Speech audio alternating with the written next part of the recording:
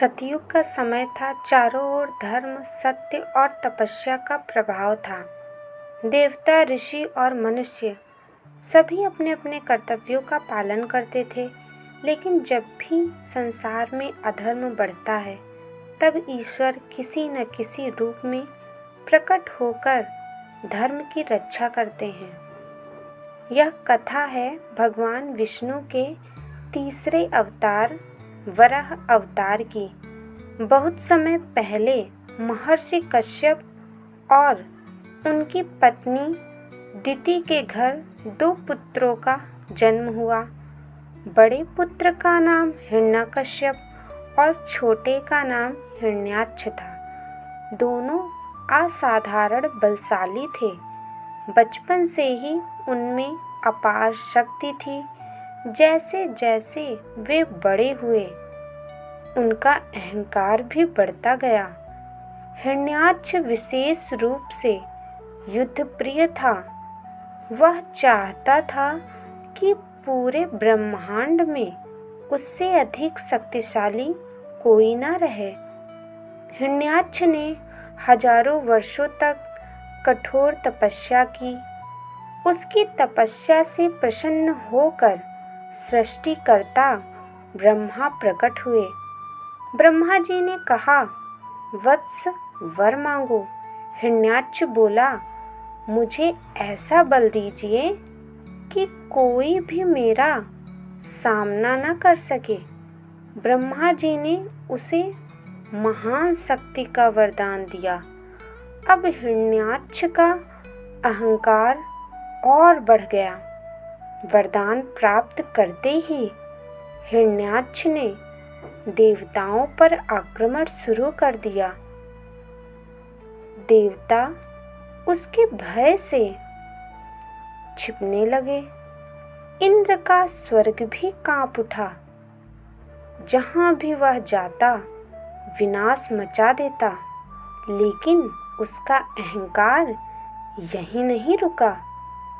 उसने सोचा, यदि मैं पृथ्वी को ही नष्ट कर दूं, तो सृष्टि का क्या होगा। हिरण्याक्ष पृथ्वी के पास पहुंचा। उसने अपनी मायावी शक्ति से पृथ्वी को पकड़ लिया और उसे लेकर ब्रह्मांडीय समुद्र की गहराइयों में चला गया।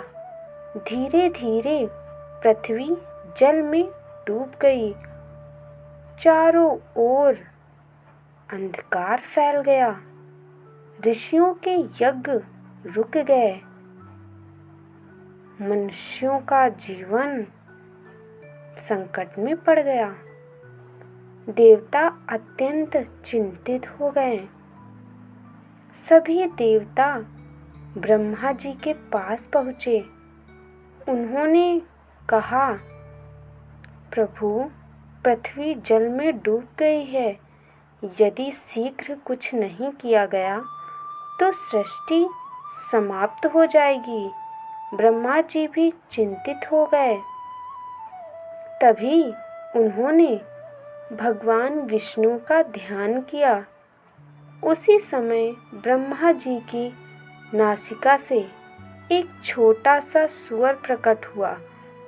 सब लोग आश्चर्यचकित रह गए।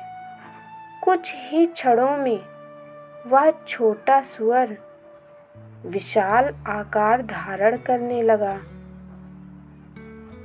उसका शरीर पर्वत जैसा विशाल हो गया। उसकी गर्जना से दिशाएं गूंज उठी। देवता समझ गए, यह कोई साधारण जीव नहीं, स्वयं भगवान विष्णु हैं। यही था भगवान विष्णु का वराह अवतार। भगवान वराह ने एक भयंकर गर्जना की।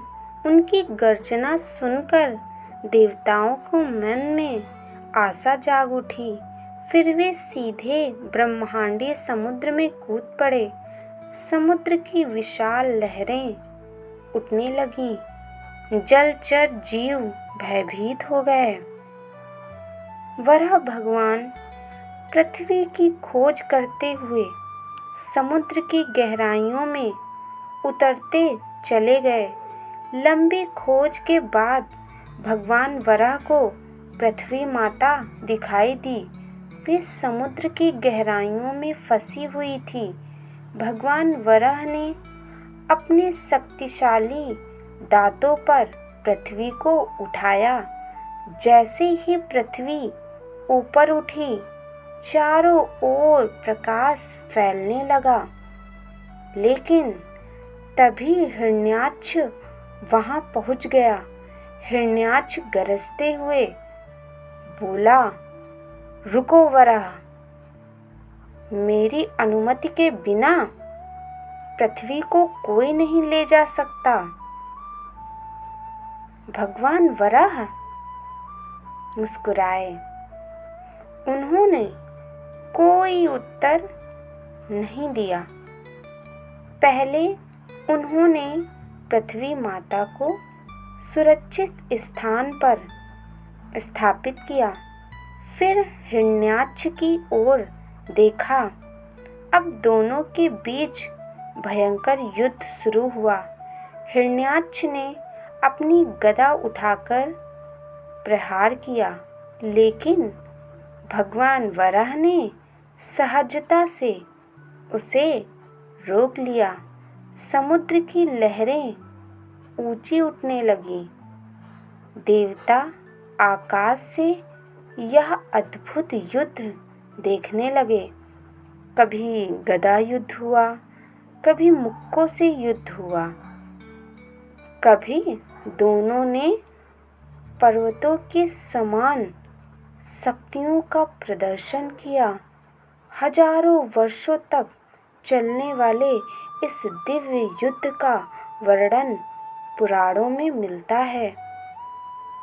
हिरण्याक्ष पूरी शक्ति लगा रहा था, लेकिन वह भूल चुका था कि वह स्वयं भगवान से युद्ध कर रहा है।